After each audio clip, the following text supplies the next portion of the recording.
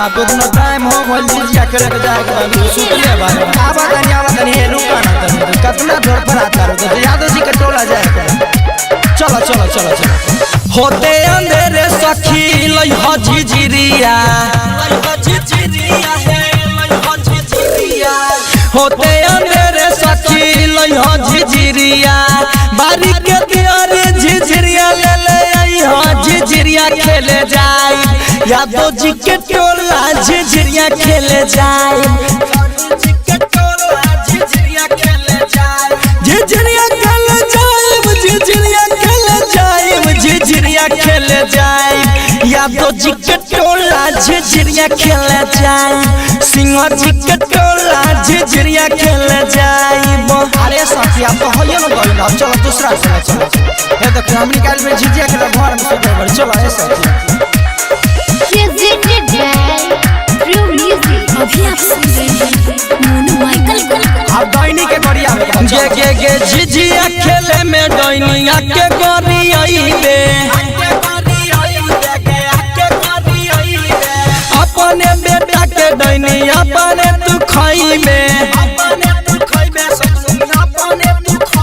गे झिझिया खेले में डाइनिया के गरियाइबे अपने बेटा के डाइनी अपने तू खाइबे आगे डाइनिया के टोला झिझिया ले आई हो झिझिरिया खेले जाई सोनी जी के टोला झिझिरवा खेले जाई यादव जी के टोला झिझिरवा खेले जाई अरे बाप रे बाप ये साथी चला ना अब तो सब टोला होइए गइल चलो माई के मंदिर के आगे में अब खेले के चलो चलो अभी आप सुन रहे हैं मोनू माइकल तोहरे भरोसे मैया झिझिया खेलिया नीरज दीवाना से झिझिया लिखलिया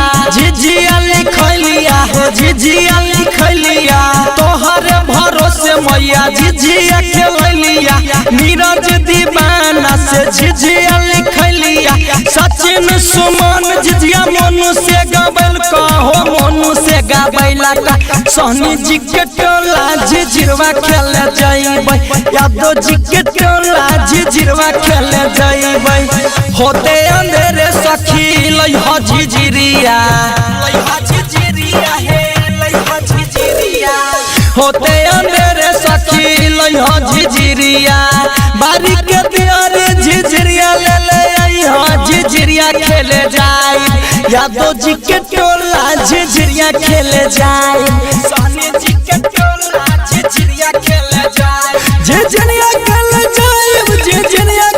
जाई झिझिरिया खेले जाई सिंह जी के टोला झिझिरिया खेले जाई यादव जी के टोला झिझिरिया खेले जाई बाबा खलीफा रिकॉर्डिंग स्टूडियो बरोरा बेगूसराय।